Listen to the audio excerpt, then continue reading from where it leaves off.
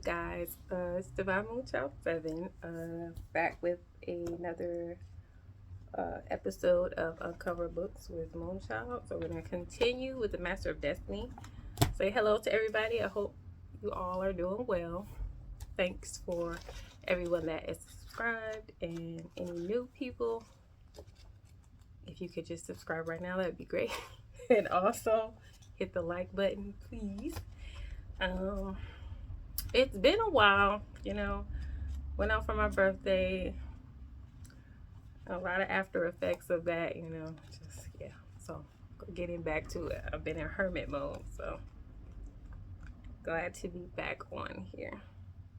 I appreciate you guys who have been following and keeping up with the videos. So I guess let's get into it. So it looks like we are on chapter 3 right now of The Master of Destiny by James Allen. So the name of this chapter, you guys, is Cause and Effect in Human Conduct. All right, let's get into that. First paragraph here is, it is an axiom with the scientists that every effect is related to a cause.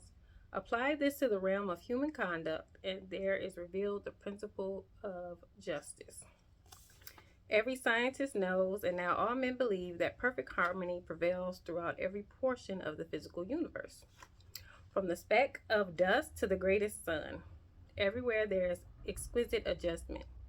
In the sidereal universe, with its millions of suns rolling majestically through space and carrying with them their respective systems of revolving planets, its vast nebula, its seas of meteors, and its vast army of comets traveling through illimitable space with inconceivable velocity.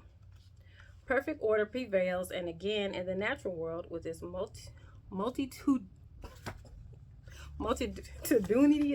I don't know how to say this, aspects of life, and its infinite variety of forms. There are the clearly defined limits of specific laws, through the operation of which all confusion is avoided and unity and harmony eternally obtained. So, yes, that was a beautiful and intricate way of saying that, everything is balanced, okay? Whether you're looking at the smallest of matter or huge things like suns and universes and galaxies, and even as we look in the natural laws of the world that we see every day. Beautiful. All things, whether visible or invisible, are subservient to and fall within the scope of this infinite and eternal law of causation. As all things seen obey it, so all things unseen. The thoughts and deeds of men, whether secret or open, cannot escape it. So yeah, back to the name of the chapter, the cause and effect, whether it's, like he said, things that we can see or even things that are unseen. Which, if you believe in the spiritual realm, that would apply to that as well. As above, so below. As within, as without. Okay, you guys? Next chapter. I'm going really fast. I feel like usually I go slower. But anyway. Man has all power to act, but his power ends with the act committed. The result of the act cannot be altered, annulled, or escaped. It is irrevocable. Evil thoughts and deeds produce conditions of suffering. Good thoughts and deeds determine conditions of blessedness. Thus, man's power is limited to, and his blessedness or misery is determined by his own conduct. To know this truth renders life simple, plain, and unmistakable. All the crooked paths are straightened out, the heights of wisdom are revealed, and the open door to salvation from evil and suffering is perceived and entered. So that sounds a lot like the first book we read, talking about thoughts and deeds and how they can determine whether you're going to have a good outcome or negative. And basically the power of how your life is in your own hands, and how you conduct yourself and how you think. Next paragraph. It is true that the pupil, while doing his sum incorrectly, may, and frequently does, think he has done it correctly, but he is not sure. His perplexity is still there, and if he is an earnest and apt pupil, he will recognize his own error when it is pointed out by the teacher.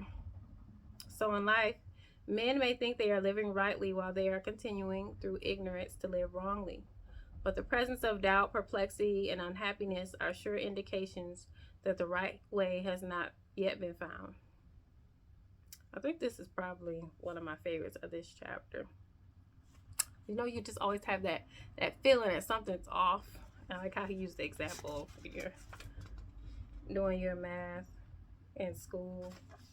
Like you think you got it right, that you really did it, and then your teacher shows you where you may have missed. Maybe even just one little thing could have been off, and the equation will throw everything off. So, like even in life, you know, you think you're doing things right, but something is off. You have that feeling of doubt, that little nagging feeling, like something is not quite right here. I like it. Well, I feel like when everything is right, then you know, it's more peace. It's not that feeling that you have, that off feeling. All right, next paragraph. This one was really good too. Life is like a piece of cloth, and the threads of which it is composed are individual lives. The threads, while being interdependent, are not confounded one with the other. Each follows its own course. Each individual suffers and enjoys the consequences of his own deeds and not of the deeds of another.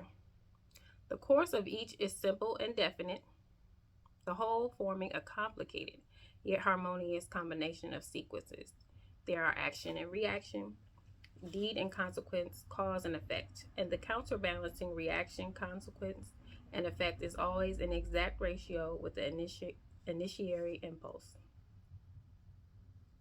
So yeah, because a lot of people like to say, well, this person caused this and that and the other, but yes, we're weaved together and so interdependent, but still you have the choice to continue to deal with other people in your life and the relationships that you have, unless you know, like a child or something.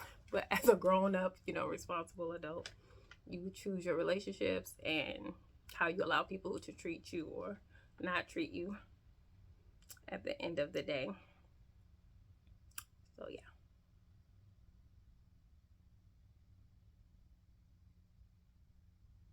A durable and satisfactory piece of cloth cannot be made from shoddy material, and the threads of selfish thoughts and bad deeds will not produce a useful and beautiful life, a life that will wear well and bear close inspection. Each man makes or mars his own life. It is not made or marred by his neighbor or by anything external to himself.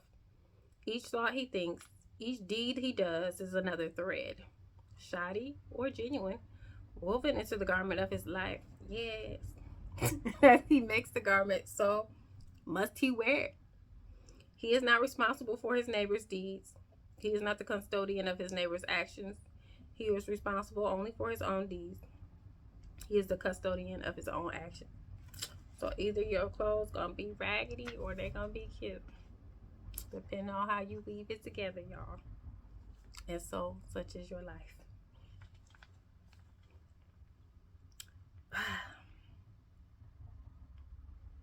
I like how he said that each choice is like each time that you weave it. And one side could be maybe raggedy and the other side look good. That's unbalanced though. Well, you want it to, you know, have some kind of even keel.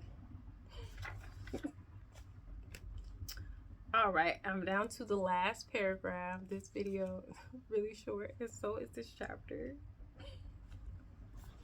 It is what it is, okay? Thus, individual human conduct determines by the faultless law of cause and effect. Individual merit or demerit, individual greatness or meanness, individual happiness or wretchedness. What a man thinks, that he does. What he does, that he is. If he is perplexed, unhappy, restless, or wretched, let him look to himself. For there and nowhere else is the source of all his trouble. So yeah, we just gotta really just look in the mirror if you're feeling any of these type of feelings, thoughts, or emotions.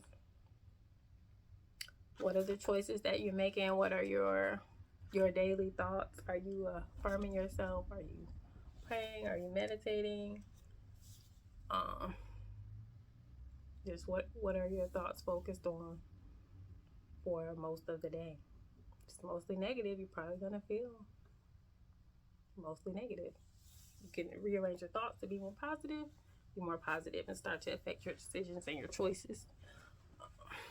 So, and not using others and external things as a scapegoat, or blaming that for how you're feeling or how your life has turned out.